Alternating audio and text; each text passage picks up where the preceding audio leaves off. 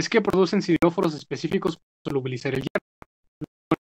El hierro utilizado, esto lo hace más accesible para el consumo de la planta. Además, los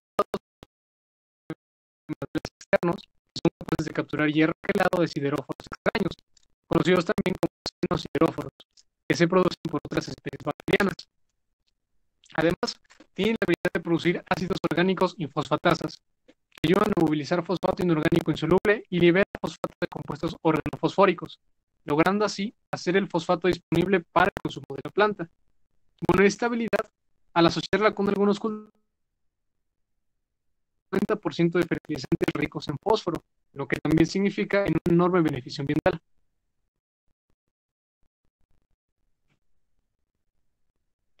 Bueno, esta habilidad de capturar el hierro no solamente ayuda a conseguir hierro para satisfacer sus propias necesidades, también previene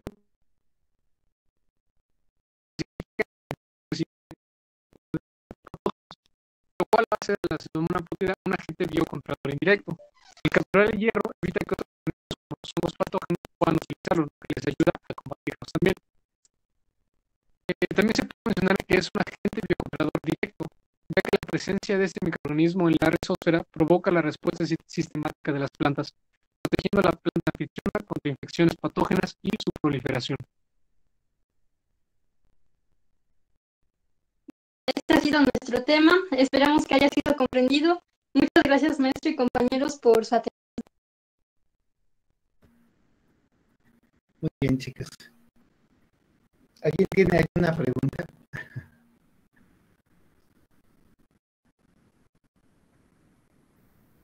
Pseudomonas. Las pseudomonas, entonces, tienen varias características porque promueven el crecimiento de la planta, atacan a los hongos que generan la mancha negra de varias formas, no solo quitándoles ese hierro, como bien mencionó su compañero hace rato, sino también, como mencionó otro de sus compañeros, que es generando enzimas quitinasas. Los hongos presentan en la pared celular celulosa y quitina. Y la quitina les da esa particularidad de ser impermeables al agua y evitar que el citoplasma pierda agua en un ambiente terrestre. Al generar quitinasas, la formación de la pared celular se vuelve incompleta y los hongos, las células mueren rápidamente por deshidratación, además de generar las hormonas vegetales, ¿no? Entonces, Pseudomonas realmente lo que tiene es una característica que nos podría permitir a nosotros como biólogos, digamos, modificarla o permitir generar más, aceptar más esas características, pero estarla utilizando como un bioabono o un bioinsecticida, un biofungicida orgánico, natural, biológico, un biofungicida biológico, no como tal. Entonces, está interesante su exposición. Felicidades al equipo. Y Gracias. muy bien, felicidades equipo. Vamos a continuar con la clase. El último tema que vimos con ustedes fue, ¿me lo pueden recordar, por favor?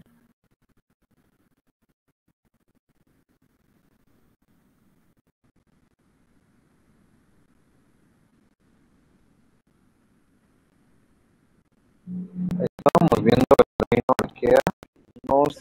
Bueno, lo último que tengo anotado fue las Corarcheia o algo así.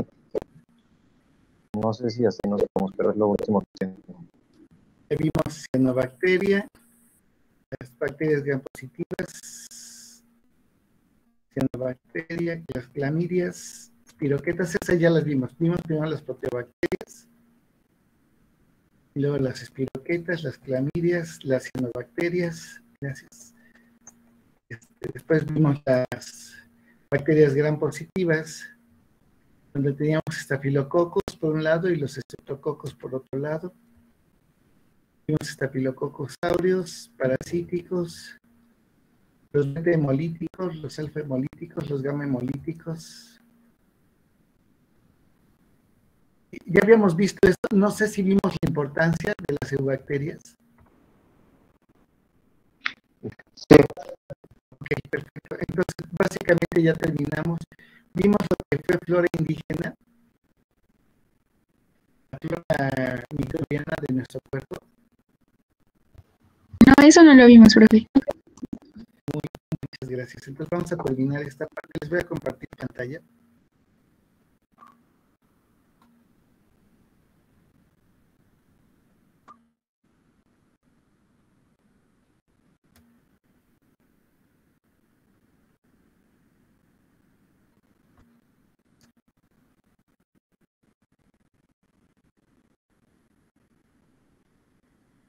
Muy bien. La flora, otra de las importancias que tenía, o sea, las bacterias tienen mucha importancia de muchos tipos. Ahora estuvieron hablando solamente de pseudomonas, por ejemplo, pero todos los grupos tienen una importancia amplia y la intención que hagamos los seminarios es para ampliar un poquito los temas que están fuera del programa. Nosotros tenemos un conjunto, todos los seres vivos, los árboles, las plantas, las raíces de las plantas, los mamíferos, los peces, los insectos, inclusive protozoarios unicelulares, presentamos relaciones simbióticas, relaciones de simbiosis con bacterias, con comunidades bacterianas. Entre más grandes somos, más multicelulares somos, generamos más nichos para diferentes tipos de bacterias. Por ejemplo, no es lo mismo la bacteria que está en nuestro cabello, los grupos bacterianos que están en nuestra epidermis, por ejemplo, y en el rostro tenemos grupos bacterianos distintos a los que tenemos en las axilas, por ejemplo. En nuestros genitales tenemos grupos diferentes, en nuestra mucosa nasal tenemos algunos grupos particulares, en nuestra mucosa oral, la parte interior de la boca, tenemos otros grupos muy diferentes. Hay algo en el tracto de faringio, no llegan al pulmón, nunca pasan en sangre, tenemos sistemas de defensa. Y las bacterias cuando llegan al estómago, la mayoría se mueren y no pasan más allá, a menos de que pasen en forma de endosporas o de esporas de resistencia y eclosionen, normalmente eclosionan en el intestino grueso. Entonces, donde ya hay un proceso de digestión muy grande, ha habido ya un proceso de absorción muy grande en el intestino delgado, pero la gran mayoría se encuentra en el intestino grueso de estas bacterias, en el ciego del apéndice hasta el colon, ¿no? Todo eso. Normalmente cuando vamos al baño, aunque parezca increíble, una tercera parte son alimentos no digeridos, otra tercera parte es parte de nuestros tejidos muertos que están saliendo de nuestra parte interna, y la otra tercera parte son biomasas bacterianas. Realmente ese es el problema de la contaminación por heces fecales. Hay enormes cantidades de bacterias y muchas de ellas son potencialmente patógenas cuando llegan a un lugar diferente a donde está su flora natural. Es decir, si tuviéramos por algún accidente una perforación del intestino grueso, es muy peligrosa porque las bacterias que estaban en el intestino grueso, dándonos proteínas, dándonos cierto tipo de nutrientes, pasaron al torrente sanguíneo, a otras partes. Y entonces ahí no es que la bacteria se vuelva mala, sino que va a seguir con su metabolismo, pero ese metabolismo en esas zonas genera toxinas para nosotros, ¿sí? Y puede generar una septicemia. Septicemia es una infección grave por contaminación de microorganismos que nos puede llevar a la muerte. ¿Sí? Normalmente cuando las personas sufrían un corte o sintieron una varilla o cosas así, y no se atienden ni se lavan, dicen, no me lavo porque me va a arder, no me pongas alcohol porque me va a arder. Las bacterias que entraron ahí pueden generar una septicemia, pueden matar el tejido e irlo matando de la herida hacia adentro, y a eso se le llama gangrena. Por eso es imprescindible lavarnos las heridas. ¿Ok? Entonces, la flora tiene ciertos papeles en el lugar donde se encuentra, pero si llega a otros puntos, obtiene esa patogenicidad, es decir, esa capacidad de causarnos daño. Bueno, ¿cómo es que obtenemos nuestra flora? Cuando estamos en el vientre materno, no hay bacterias. De hecho, si hubiera bacterias, por ejemplo, en el vitelo, en el líquido que recubre a los bebés que están desarrollándose, pueden quedarse ciegos por las toxinas que generan las bacterias al estar haciendo metabolismo. ¿Sí? El primer daño que pueden causar las bacterias es la ceguera, el falta de desarrollo de la parte ocular, ¿no? Entonces, no hay bacterias dentro del saco vitelino. Sí, es un espacio libre de bacterias.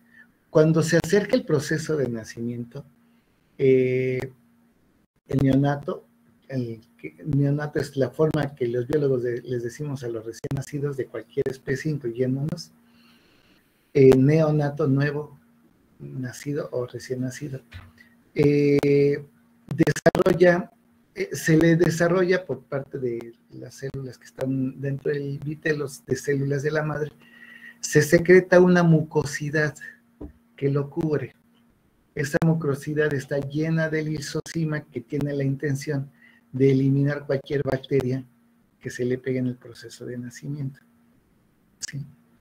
Entonces, cuando el bebé nace por parto natural y pasa por el tracto vaginal, el conducto vaginal, por contacto y por arrastre, lleva algunas bacterias. Normalmente lo que hacemos nosotros, o los médicos o las parteras, es que si han visto películas, lo primero que dicen, una toalla, agua limpia, caliente, es para bañar al bebé y quitarle estas bacterias que hayan querido y quitarles esta mucosidad que puede entrar y taparles las fosas nasales. Déjenme recibir a uno de sus compañeros.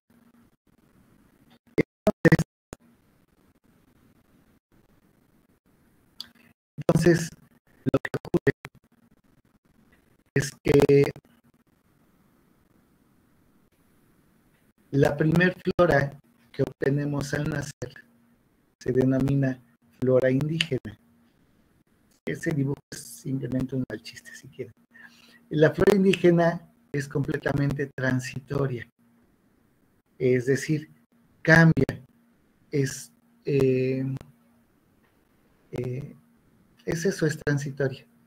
Y la obtenemos de muchas maneras.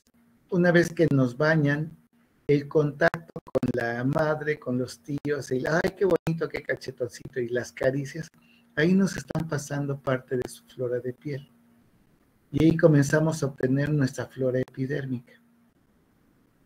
¿Sí? Conforme vamos respirando, conforme un adulto estornuda frente a nosotros, vamos adquiriendo otro tipo de floras. La flora interna la vamos a ir adquiriendo con nuestra alimentación. ¿Sí?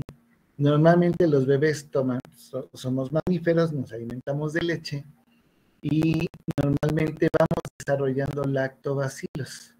Esos lactobacilos van a cubrir nuestro intestino y nos van a ayudar a degradar más fácilmente las proteínas complejas que lleva la leche, porque los lactobacilos se alimentan de las proteínas de la leche y las vuelven más simples. Y eso le va a dar una particularidad al excremento del bebé. Ese olor particular es un proceso de fermentación láctea que ocurre dentro de su estomaguito, por eso huele de esa forma. ¿Sí? Normalmente los bebés que se alimentan de fórmula no es recomendable que lo hagan, aunque les diga el médico lo que sea, no es recomendable. Lo recomendable es que tomen leche materna. Si no pueden o no tienen por cualquier problema físico, ok, no hay otra opción, hay que darle fórmula. Pero la leche materna no solo lleva leche, todos los anticuerpos que todos nosotros o todas las mamás recibieron a partir de los procesos de vacunación, le están pasando a los bebés anticuerpos para esas mismas enfermedades. Es decir, un bebé que es alimentado por una madre que ha recibido todas las vacunas, recibe todos los anticuerpos de todas esas enfermedades. En Estados Unidos y aquí en México ya pasó apenas hace como 2-3 semanas, hubo una marcha aquí en Puebla de personas que decían no vacunen a sus bebés, la comisión antivacunas, ¿no? No vacunen a sus bebés ni ustedes, nos están metiendo, ya saben, los chips y es para tenerlos controlados y no sé. Y entonces promovían el que la gente no se vacunara y además no estaban usando cubrebocas en todo ese proceso. Todavía el pico estaba en Puebla todavía en ese momento. Entonces, el problema con eso, ¿saben cómo nacieron? Movimientos de este tipo nacieron en Estados Unidos. Y nacieron en Estados Unidos debido a que algunos que no querían vacunarse, no se vacunaron, y como hicieron una especie de club social de no nos vamos a vacunar, se dieron cuenta, o sea, o que no vamos a vacunar a nuestros hijos, se dieron cuenta que los hijos no se enfermaban. Llegaban a la edad adulta y dicen, ya ver, está grandote, nunca lo vacuné. Son una mentira esas vacunas. Lo que sucedió es que durante la lactancia ellos adquirieron los anticuerpos de las madres. Sí. Pero estos anticuerpos no, o sea, vienen más atenuados, se pueden enfermar, pero hay pocas posibilidades de que se pueden enfermar, pero y los anticuerpos al entrar en el cuerpo generan algo que se llama memoria celular y el cuerpo comienza a producir algunos, pero no en la misma cantidad que los que lo tiene la madre, que es la lactancia. Estas madres que no fueron, que de bebés no fueron vacunadas, cuando llegan a la edad adulta, la calidad de los anticuerpos ya bajó. Imagínense cuántos años tienen esos anticuerpos. El de la mamá, que era bebé y creció, y luego el de la hija, que era bebé y creció. Pues ya los pobres anticuerpos, la mayoría están activos, viejos, y cuerpos ya bien reconocen la misma calidad. Entonces, a sus hijos sí se va a enfermar. Y entonces sucedió en Estados Unidos, y eso sucedió hace como década y media, o dos, que comenzaron a reaparecer enfermedades que ya habían desaparecido, y eso mismo pasó en México. La viruela, que había sido la que mató a